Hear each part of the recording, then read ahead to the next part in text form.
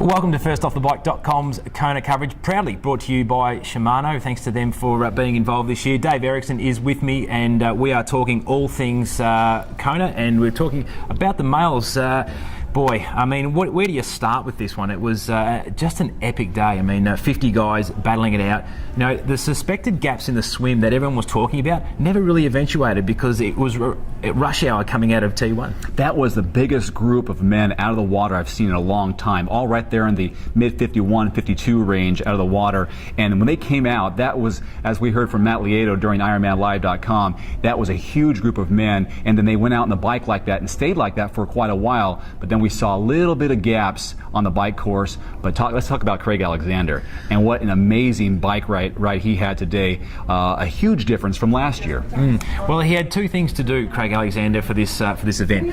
A, he wanted to get over Bikegate. I mean, that whole incident about what was going on, what he was riding. The second thing they wanted to do was to get his title back. I mean, he sees himself as the world champion. He sees himself as the rightful owner of that title. When he brings that all back on a race like this, he proves to everybody, yes, I can ride, and I also am the world champion for good.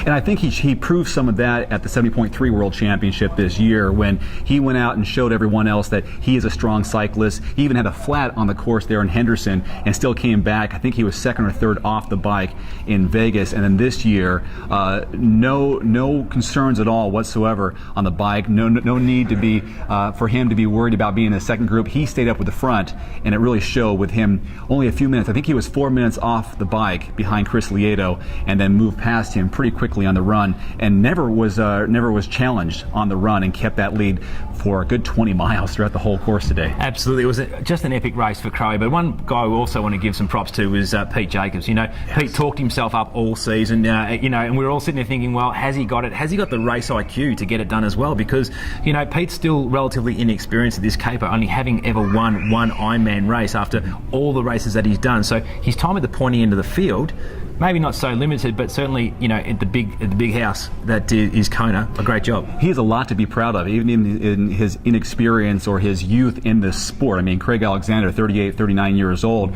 and then Pete, if I believe, might be around 30 years old. And to have a race that he did, if you compare his time to what the times were last year, he should be very proud that he was behind the world record holder for this course, and that is now Craig Alexander, the fastest ever Ironman World Championship. And for Pete to go sub 8:10, amazing effort with another 2:42 marathon, proving that you know, it wasn't a fluke what he did last year when he set that blistering 2:41, the third fastest time ever.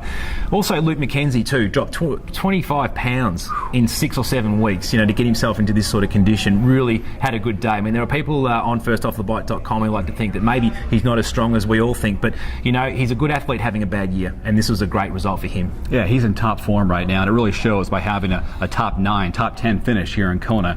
Looking great, had a 4:24 bike, so he was off there with a lot of the leaders off the bike today here in Kona, and still a very strong finish. Should be very proud. And Andreas Raeliot, the Fighting Raeliot boys, back in town again. Another good finish for him. Third place. He shouldn't be too unhappy with that, considering beat up in the swim, bloodied and coming out of the water, and then having all sorts of issues. Yeah, he was so strong in the first 10 miles of this run course today. He was flying. You see his kick, his heels were up high when he was running. Had a good feeling that maybe he was going to be pushing Craig Alexander toward the end, but you know, we saw that Pete Jacobs was able to move up and hold second place. But a great 1, 2, 3 this year. Well, the Australian dynasty is well and truly alive here in Kona. And I'm going to crow a little bit about this. Pardon the pun. We've had Macca, we've had Crowe in between them. The last 5 years has seen Australians take the victory, and I think it's a wonderful time to be an Aussie triathlon fan. And a historic 2011 Ford Ironman World Championship, one that's going to go down in the record books. In the books and on video. Well, thanks for spending a bit of time with us, Dave, and we'll be checking back in, and make sure you check back into FirstOffTheBike.com for all our Kona coverage.